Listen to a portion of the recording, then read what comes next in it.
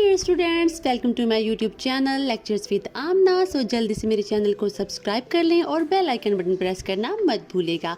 सो आज की ये वीडियो बहुत ख़ास होने वाली है क्योंकि आज की इस वीडियो में मैं आपके साथ फर्स्ट ईयर की न्यू उर्दू बुक की गज़ल फ़राक गोरखपुरी लेकर आई हूँ, जो कि बहुत ज़्यादा इंटरेस्टिंग होने वाली है। हमने आज तमाम गज़ल पढ़नी है और आखिर तक बने रहिए।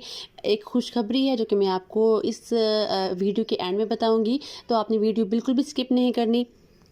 चलिए गज़ल स्टार्ट करते हैं। इस गज़ल के टोटल 6 शार हैं और 7वां जो शेर है वो मक्ता है। ठीक है, पहला शेर हम डिस्कस कर लेते हैं। सर में सौदा भी नहीं, दिल में तमन्ना भी नहीं, मगर इस तर की मोहब्बत का भरोसा भी नहीं। फ़राक गोरखपुरी उर्दू शायरी की बड़ी नामवर शायरों में शुमार होते हैं। उनका असल नाम रघुपति सहाय था। उनकी शायरी में मोहब्बत, तन्हाई, इंसानी नफ्सियात, जुदाई और बातनी एहसास बहुत खूबसूरती से नुमायाँ होते हैं। फ़राक की ख़ास बात ये है कि वो इश्क को सिर्फ जज्बात नहीं बल्कि इंसानी वजूद की एक गहरी कैफियत के तौर पर पेश करते हैं।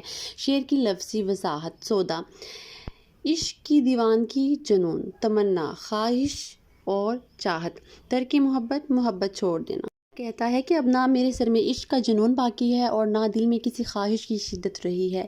ज़ाहिरी तौर पर ऐसा लगता है कि मोहब्बत ख़त्म हो चुकी है, लेकिन फिर भी एक अजीब कैफियत बाकी है। शायर को खुद इस बात पर यकीन नहीं आ रहा कि वाकई मोहब्बत ख़त्म हो गई है, यानी मोहब्बत इतनी गहरी थी कि इसके ख़त्म होने का दावा भी गैर यकीनी महसूस हो रहा है। ये शेर इंसान की उस कैफियत की तर्जुमानी करता है जब इंसान ख़ुद को समझाता है कि अब वो किसी से मोहब्बत नहीं करता, लेकिन दिल के किसी कोने में अब भी ताल्लुक़ की कोई धीमी चिंगारी बाकी रहती है।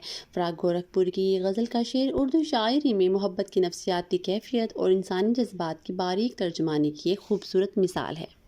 सौदा भी नहीं, दिल में तमन्ना भी नहीं। शायर मोहब्बत के ऐसे मरहले को बयान करता है बज़ाहिर इश्क की शिद्दत ख़त्म होती महसूस होती है, लेकिन दिल इस खात्मे को तस्लीम करने पर आमादा नहीं होता। पहले मिसरे में शायर कहता है कि अब इसके सर में इश्क का जुनून नहीं रहा और ना ही दिल में महबूब के लिए कोई शदीद ख्वाहिश या तमन्ना बाकी है।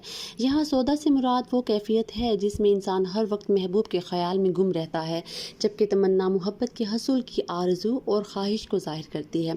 शायर गोया ये महसूस कर रहा है कि वक्त ने जज्बात की शिद्दत को कम कर दिया है और मोहब्बत की ज़ाहिरी अलामतें अब मौजूद नहीं रहीं। लेकिन शेर का असल हुस्न दूसरे मिसरे में ज़ाहिर होता है, जहाँ शायर कहता है मगर इस तरह के मोहब्बत का भरोसा भी नहीं। यहाँ शायर अपनी कैफियत पर सवाल उठाता है, अगरचे वो खुद को यकीन दिलाना चाहता है कि मोहब्बत ख़त्म हो चुकी है, मगर दिल इस हकीकत को मानने के लिए तैयार नहीं। इससे ज़ाहिर होता है कि हकीकी मोहब्बत सिर्फ वक्ती जज्बा नहीं होती, बल्कि वो इंसान के वजूद साथ में इस तरह सरायत कर जाती है कि इसके ख़त्म होने का यकीन भी आसानी से पैदा नहीं होता। ये शेर इंसानी नफ्सियात की नहायत बारीक तर्जुमानी करता है। ज़िंदगी बाज़ औक़ात इंसान ज़ाहिरी तौर पर किसी ताल्लुक़ से दूर हो जाता है, वो इसके बारे में सोचना कम कर देता है, लेकिन दिल की किसी गोशी में वो ताल्लुक़ बाकी रहता है। इसलिए शायर मोहब्बत के ख़त्म होने का दावा तो करता है, मगर इस दावे पर ख़ुद भी मुतमईन नहीं। इस कैफियत को उर्दू तनकीद में दाखिली कशमकश और जज्बे की खामोश बका कहा जा सकता है। फ़राक गोरखपुर की शायरी का एक नुमाया वस्फ़ यही है कि वो मोहब्बत को सिर्फ जज्बाती कैफियत नहीं बल्कि इंसानी वजूद के गहरे तजर्बे के तौर पर पेश करते हैं।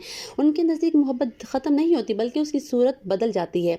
कहीं वो याद बन जाती है, कहीं खामोशी और कहीं एक ऐसा से इंसान खुद भी पूरी तरह समझ नहीं पाता। इस शेर के मफ़हूम के करीब मिर्ज़ा गालिब का ये शेर काबिल ज़िक्र है। इश्क पर ज़ोर नहीं है, ये वो आतिश गालिब के लगाए ना लगे और बुझाए ना बने। शेर नंबर 2 है। दिल की गिनती ना ये गानों में ना बेगानों में, लेकिन इस जलवा गह नाज से उठता भी नहीं। इस शेर में शायर ने इंसानी दिल की एक ऐसी नफ्सियाती और जज्बाती कैफियत को बयान किया है जिसमें इंसान ना मुकम्मल तौर पर किसी ताल्लुका रहता है और ना ही इससे अलग हो सकता है। शेर के पहले मिसरे में शायर कहता है कि अब दिल की हैसियत ना अपनों में और ना ही बेगानों में शुमार होने वाली और ना ही गैरों में, यानी दिल की एक अजीब दरमियानी कैफियत में मुब्तला है। वो महबूब से पहले जैसी कुर्बत और वाबस्तगी महसूस नहीं करता, लेकिन इतनी दूरी भी पैदा नहीं हो सकी कि दिल मुकम्मल तौर पर अजनबियत इख्तियार कर ले। यहाँ ये गाने से मुराद अपनी और बेगाने से मुराद गैर या अजनबी है।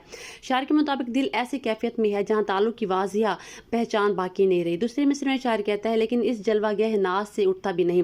जलवा गह नाज एक खूबसूरत तरकीब है जो कि इस शेर में इस्तेमाल हुई है और इससे मुराद महबूब की महफिल, इसकी दुनिया, इसकी याद या वो मकाम है जहाँ हुस्न, कशिश और मोहब्बत मौजूद है। शायर कहता है कि अगरचे दिल अब पहले जैसा ताल्लुक़ महसूस नहीं करता, मगर फिर भी इस मकाम से ख़ुद को अलग नहीं कर पाता। गोया दिल ने मोहब्बत से दस्तबरदारी का ऐलान तो कर दिया है, लेकिन अमली तौर पर वो अभी तक इसी दायरे में मौजूद है। ये शेर इंसानी नफ्सियात की हकीकत को बयान करता है कि बाज़ ताल्लुकात वक्त के साथ अपनी शिद्दत तो खो देते हैं, लेकिन उनका असर ख़त्म नहीं होता। इंसान बज़ाहिर बेताल्लुक़ नज़र आता है, मगर अंदर से इसी ताल्लुक़ के गिर्द घूमता रहता है। ये कैफियत ख़ास तौर पर ऐसी मोहब्बत में पैदा होती ہوتی جو انسان کی وجود کا حصہ بن چکی ہو۔ اس شعر میں ایک خوبصورت تضاد بھی موجود ہے۔ شاعر کہتا ہے کہ دل نہ اپنوں میں شامل ہے نہ غیروں میں، لیکن پھر بھی محبوب کی دنیا سے الگ ہونے پر آمادہ نہیں۔ یہی تضاد شعر کو معنوی گہرائی عطا کرتا ہے۔ گورکھ پوری کی شاعری کی ایک بڑی خوبصورت اور خصوصیت رکھتی ہے کہ وہ محبت کو صرف وصل اور جدائی تک محدود نہیں رکھتے، ان درمیانی کیفیات کو بھی زبان دیتے ہیں جنہیں عام طور پر بیان کرنا مشکل ہوتا ہے۔ ان کے ہاں محبت ایک مسلسل داخلی تجربہ ہے۔ اس شعر کے مفہوم کے قریب مرزا غالب کا یہ شعر بھی قابل ذکر ہے۔ رہا نہ دل میں وہ بے درد اور درد رہا، مقیم کون ہوا ہے مقام کس کا تھا۔ یہاں میں دل کی غیر یقینی اور تعلق کی بدلتی ہوئی کیفیت نمایاں ہے۔ اس طرح فیض احمد فیض کا یہ شعر بھی اسی مفہوم سے قریب محسوس ہوتا ہے۔ دل نا امید تو نہیں، ناکام ہی تو ہے، لمبی ہے غم کی شام مگر شام ہی تو ہے۔ یوں فراق کے اس شعر میں محبت کی وہ خاموش وابستگی بیان ہوئی ہے جس میں انسان نامکمل قربت اختیار کر پاتا ہے اور نامکمل جدائی۔ دل ایک ایسی سرحد پر کھڑا رہتا ہے جہاں پر اس کو اپنی آپ سے تعلق بھی وہ ختم نہیں کر پاتا اور پہلے جیسا رہتا بھی نہیں ہے۔ یعنی یہی کیفیت ہے جہاں پر وہ اپنے آپ کو بھی مکمل طور پر محسوس نہیں کرتا اور اپنے آپ سے بھی وہ بیگانہ محسوس کرتا ہے۔ کیفیت اس شعر کو فکری گہرائی اور جذباتی اثر عطا کرتی ہے۔ نمبر 3 ہے مہربانی کو محبت نہیں کہتے اے دوست، آہ مجھ سے اب تیری رنجش بے جا بھی نہیں۔ یہ شعر انسانی تعلقات، محبت اور جذباتی غلط فہمیوں کی نہایت لطیف اور گہری تصویر پیش کرتا ہے۔ شاعر ایک ایسے احساس کا اظہار کرتا ہے جو بظاہر سادہ مگر باطن میں نہایت پیچیدہ ہے۔ اس شعر میں شاعر مخاطب کو مخاطب کر کے سمجھاتا ہے کہ ہر اچھا برتاؤ اور ہر خلوص اور ہر مہربانی محبت نہیں ہوتی۔ بعض اوقات انسان کسی کے ساتھ حسن سلوک، اخلاق، ہمدردی یا انسانیت کی بنیاد پر اچھا رویہ بھی اختیار کرتا ہے، لیکن دوسرا شخص اسے محبت کا نام دے دیتا ہے اور پھر اسی بنیاد پر توقعات قائم کر لیتا ہے۔ پہلے مصرے مہربانی کو محبت نہیں کہتے اے دوست میں شاعر نہایت وقار اور نرمی کے ساتھ یہ حقیقت واضح کرتا ہے کہ مہربانی اور محبت دو الگ الگ جذبات ہیں۔ مہربانی ایک ایسی چیز ہے جو ایک انسانی وصف ہے، ایک انسانی خوبی ہے جو ہر انسان دوسرے کے لیے رکھ سکتا ہے دل میں، جبکہ دیکھا جائے تو محبت ایک گہرا قلبی اور مخصوص جذبہ ہے۔ شاعر گویا مخاطب کرتا ہے۔ شعر میں شاعر یہ کہتا ہے کہ میرے حسن سلوک کو عشق نہ سمجھو، کیونکہ محبت اور صرف شفقت یا توجہ کا نام نہیں بلکہ اس میں قلبی وابستگی اور جذباتی گہرائی شامل ہے۔ دوسرے مصرے آہ مجھ سے اب تیری رنجش بے جا بھی نہیں میں شاعر ایک نہایت دردناک اور نفسیاتی کیفیت کو بیان کرتا ہے۔ شاعر کہتا ہے کہ اب مجھے تمہاری ناراضی بھی غلط محسوس نہیں ہوتی، کیونکہ شاید میری مہربانی نے تمہارے دل میں محبت کی امید پیدا کر دی تھی۔ جب وہ امید پوری نہ ہوئی تو تمہیں دکھ اور ناراضی ہوئی۔ شاعر اس ناراضی کو سمجھتا ہے اور اس پر حیرت یا اعتراض بھی نہیں کرتا۔ یہاں شاعر کے لہجے میں افسوس، نرمی اور خاموشی کا دکھ نمایاں ہے۔ یہ شعر دراصل انسانی تعلقات میں پیدا ہونے والی غلط توقعات اور جذباتی فاصلوں کی طرف اشارہ کرتا ہے۔ اکثر انسان دوسروں کے ساتھ اچھے تعلقات یا برتاؤ کو محبت سمجھ لیتے ہیں، اور جب حقیقت محبت سے مختلف نکلتی ہے تو دل آزاری اور شکوہ جنم لیتا ہے۔ شاعر اسی انسانی کمزوری کو نہایت خوبصورت انداز میں بیان کرتا ہے۔ ادبی لحاظ سے شعر میں حسن تعلیل، جذبے کی لطافت، نفسیاتی نگاری اور سادگی بیان کی جاتی ہے۔ شاعر کے دل کے درد اور افسوس کو مزید گہرا بنا دیتا ہے۔ مرزا غالب کا شعر وفاداری بشرطِ استواری اصل ایمان ہے، میرے بت خانے میں تو کعبے میں گاڑو برہمن کو۔ اس شعر میں بھی تعلق اور وابستگی کی حقیقت کو نمایاں کیا گیا ہے۔ احمد فراز کہتے ہیں سنا ہے لوگ اسے آنکھ بھر کے دیکھتے ہیں، سو اس کے شعر میں کچھ دن ٹھہر کے دیکھتے ہیں۔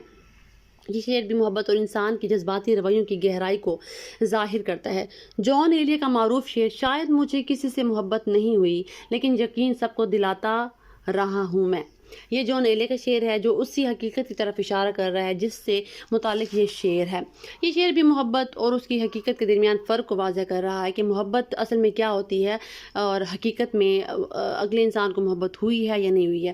اگر محبت ہو جائے تو وہ صاف ظاہر ہوتی ہے، لیکن اگر محبت کے پردے میں جھوٹ ہو تو پھر بعد میں تکلیف ہوتی ہے۔ اس طرح زیر نظر شعر محبت اور مہربانی کے فرق، انسانی رویوں۔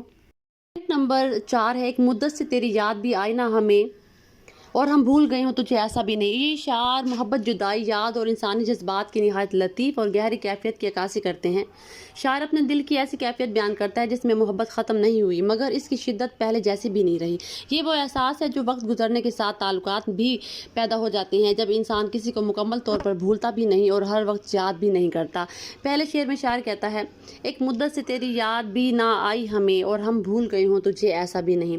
یہ شعر بظاہر تضاد رکھتا ہے مگر دراصل انسانی جذبات کی حقیقت بیان کرتا ہے، یعنی کہ یاد آنا اور نہ یاد آنا، یاد آنا اور بھول جانا۔ شاعر کہتا ہے کہ ایک لمبے عرصے سے محبوب کی یاد شدت کے ساتھ دل میں نہیں آئی، زندگی اپنی مصروفیات کے ساتھ آگے بڑھتی رہی۔ لیکن اس کا مطلب یہ نہیں کہ محبوب دل سے نکل گیا یا اسے مکمل طور پر بھلا دیا گیا۔ بعض تعلقات انسان کی زندگی میں ایسے ہوتے ہیں جو وقت کے ساتھ خاموش ہو جاتے ہیں مگر ختم نہیں ہوتے، ان کی یاد مسلسل نہیں رہتی لیکن کہیں نہ کہیں دل کے کسی گوشے میں محفوظ رہتی ہے۔ یہاں شاعر یہ احساس بھی دلاتا ہے کہ محبت صرف ہر وقت یاد کرنے کا نام نہیں، بعض اوقات خاموش وابستگی، دوری اور وقت کے باوجود دل کے اندر باقی رہتی ہے۔ اس شعر میں جدائی کے بعد کی ایک سنجیدہ اور متوازن کیفیت بیان ہوئی ہے۔ اس کے بعد دوسرا شعر آتا ہے، مہربانی کو محبت نہیں کہتے اے دوست، مجھ سے اب تیری رنجش بے جا بھی نہیں۔ یہ شعر پہلے شعر کے احساس کو مزید گہرا کر دیتا ہے۔ شاعر مخاطب سے کہتا ہے کہ اگر کبھی میں نے تمہارے ساتھ نرمی، خیال یا خلوص کا برتاؤ کیا تو اسے محبت نہ سمجھا جائے۔ محبت اور مہربانی دو مختلف جذبات ہیں۔ محبت کرنا اور پھر مہربانی دکھانا دونوں الگ الگ جذبات ہیں۔ ممکن ہے کہ شاعر کے رویے نے مخاطب کے دل میں محبت کی امید پیدا کی ہو، وہ امید پوری نہ ہوئی تو رنجش پیدا ہوگی، لیکن شاعر آگے کہتا ہے کہ اب مجھے تمہاری یہ ناراضی بھی بے وجہ محسوس نہیں ہوتی، یعنی میں سمجھتا ہوں کہ تم نے میری مہربانی کو محبت سمجھا، اس لیے تمہیں دکھ پہنچا۔ اس اعتراف میں ایک خاموش افسوس بھی موجود ہے۔ ان دونوں اشعار کو ملا کر دیکھا جائے تو شاعر محبت کے ایک پختہ اور سنجیدہ تصور کو بیان کرتا ہے۔ وہ کہتا ہے کہ ہر یاد محبت کی علامت نہیں اور ہر مہربانی عشق نہیں ہوتی۔ تعلقات میں جذبات کی درست پہچان ضروری ہے ورنہ غلط فہمیاں پیدا ہو جاتی ہیں۔ ادبی اعتبار سے ان اشعار میں تضاد، نفسیاتی حقیقت نگاری، سادگی بیان اور جذبے کی لطافت نمایاں ہے۔ شاعر نے کم الفاظ میں انسانی تعلقات کی پیچیدگی کو خوبصورتی سے بیان کیا ہے۔ شعری حوالے، فراق گورکھپوری کا شعر، نہ کوئی وعدہ نہ کوئی یقین نہ کوئی امید، نہ کوئی وعدہ نہ کوئی یقین نہ کوئی امید، مگر ہمیں تو تیرا انتظار کرنا تھا۔ اس طرح احمد فراز کہتے ہیں، رنجش ہی سہی دل ہی دکھانے کے لیے آ پھر سے مجھے چھوڑ کے جانے کے لیے آ۔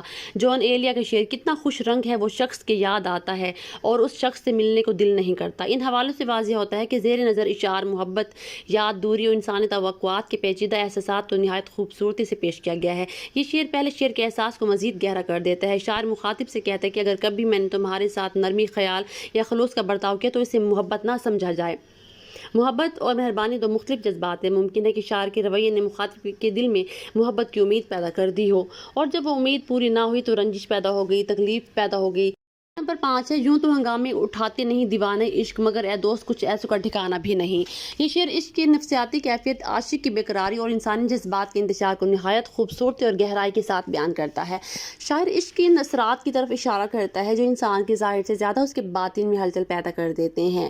بظاہر یہ شعر مختصر ہے لیکن اس میں محبت، اضطراب، بے چینی اور داخلی کشمکش کی پوری دنیا سمٹ آئی ہے۔ پہلے مصرے، یوں تو ہنگامے اٹھاتے نہیں دیوانے عشق میں شاعر کہتا ہے کہ عشق کے دیوانے ہمیشہ شور و غوغا نہیں کرتے۔ عام تصور یہ ہے کہ عاشق ہر وقت بے چین، بے قابو اور ہنگامہ برپا کیے رکھتے ہیں، لیکن حقیقت یہ ہے کہ ایک سچا اور پکا عاشق جو ہوتا ہے وہ اکثر خاموش ہوتا ہے، وہ ہنگامے نہیں کرتا، واویلا نہیں کرتا، شور نہیں کرتا، اپنے جذبات پر قابو رکھتا ہے اور عاشق اپنے جذبات کو دل ہی دل میں برداشت کرتا ہے۔ اس کی بے چینی، درد اور اس کا جو اضطراب، جذبات کے انتشار کو انتہائی خوبصورتی سے بیان کیا ہے جو اس کے اندر پوشیدہ رہتے ہیں۔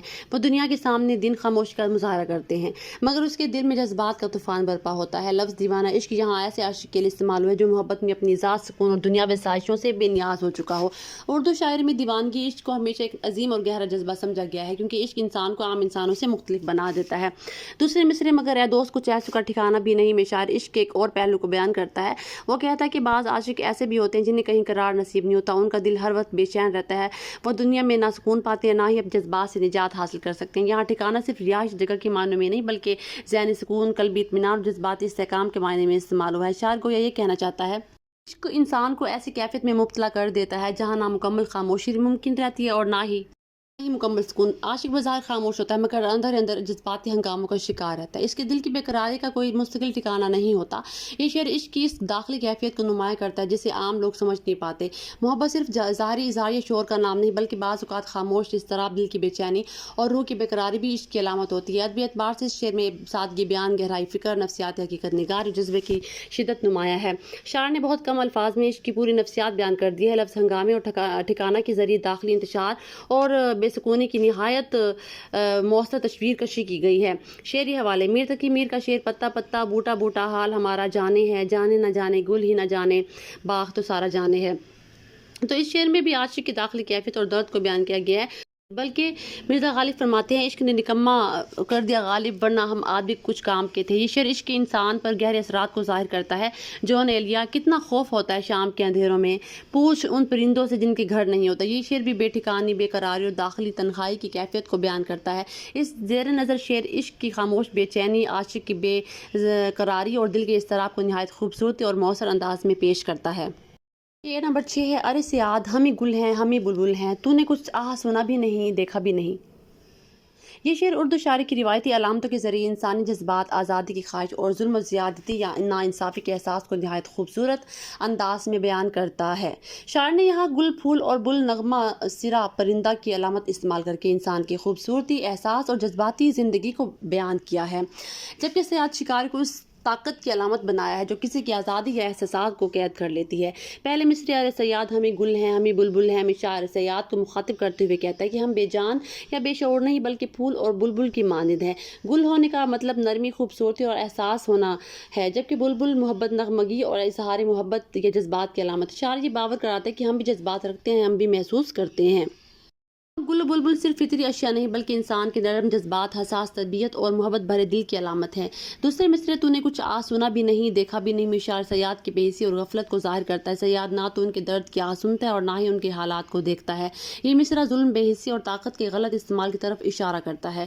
شاعر یہ دکھاتا ہے کہ بعض لوگ دوسروں کے جذبات، تکلیف اور چیخو پکار کو نظر انداز کر دیتے ہیں۔ یہ شعر دراصل ایک علامتی انداز میں انسانی معاشرت کی حقیقت بیان کرتا ہے کہ کمزور افراد اکثر طاقتوروں کے ہاتھوں نظر انداز یا دباؤ کا شکار ہوتے ہیں۔ ان کی آفغان کسی تک نہیں پہنچتی اور ان کی حالت کو سمجھنے والا کوئی نہیں ہوتا۔ ادبی اعتبار سے اس شعر میں علامتی انداز، سمبولزم، استعارہ اور حسن بیان کا استعمال ہوا ہے۔ گل اور بلبل نرم جذبات کے لیے استعمال ہوئے ہیں اور اس کے علاوہ جو علامتیں ہیں، جبکہ سیاد ظلم اور بے حسی کی نمائندگی کرتا ہے۔ تو سیاد سے مراد شکاری ہے، یہاں پر محبوب کا ذکر ہے کیونکہ وہ بے حس ہوتا ہے اور اس کو عاشق کی کوئی پرواہ نہیں ہوتی۔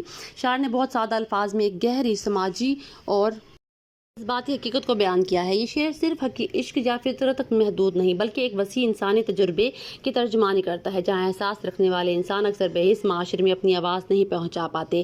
شعری حوالے: حافظ شیرازی کا شعر بلبل از فیض گل آموخت سخن ور نبود این ہما گفتنے رنگین ز گل و گلشن ماس۔ یہ شعر بلبل اور گل کے تعلق کو محبت اور اظہار کے علامت کے طور پر بیان کرتے ہیں۔ علامہ اقبال فرماتے ہیں پرندوں کی دنیا کا درویش ہوں میں کہ شاہین بناتا نہیں آشیانہ۔